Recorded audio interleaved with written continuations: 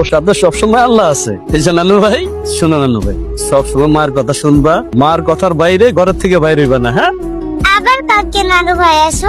অবশ্যই আসবো, তোমার দেখার জন্য সব সময় আমি তোমার কাছে চলে আসবো।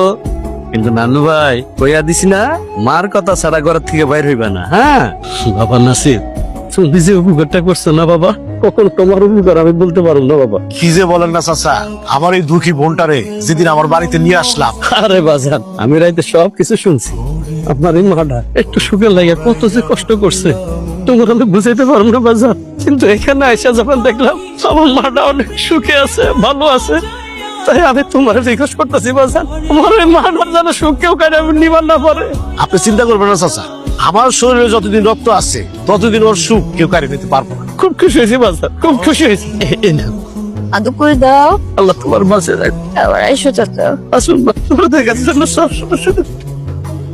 মা কান্না করিও না। ও বাবা। কুসুম আপু, রতন ভাইয়ের উপর পেট ব্যথা উঠছে, তুমি একটু তাড়াতাড়ি চলো। ফুপু, জান্নাত কেন? রান্নাটা শেষ করে আমি আসতেছি। আম্মু আমি পার্কে যাব। না, এখন যাওয়া যাবে না, এখন রাত হয়ে গেছে না। না আমি এক্ষুনি যাব। এখন যাওয়া যাবে না বাবা। আম্মু আমি পার্কে যাব। বললাম না এখন যাওয়া সম্ভব না, কালকে নিয়ে যাবো। আমার বাবুটা ঠিকই নিয়ে যেত। চুপ, সারাক্ষণ শুধু বাবা বাবা করো। বাবার মধ্যে কি পাইছো? আমি তোমাকে বলছি না আমি তোমার বাবা, আমি তোমার মা? কষ্ট করে মরি আর বাবা বাবা করে। আমার বাবুটা আমাকে তোমার মতো বুঝতো না। সরি মা, আই এম সরি। আর কখন বলবো না। এখন মা পার্কে যাব না। পার্কে যাবে না? আমি অনেক ভালোবাসি আম্মু।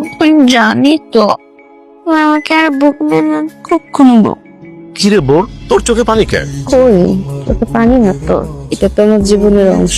বোন রে, আমি যে বুঝি না তা না, কিছুটা হলেও বুঝি। আমার বোন নাই, একটা ভাই নাই, মা নাই, বাবা নাই, ছোটবেলা থেকে ওর কাছে মানুষ, তাই কোনটা কষ্ট আর কোনটা সুখ কিছু হলেও বুঝি। মানুষের জীবন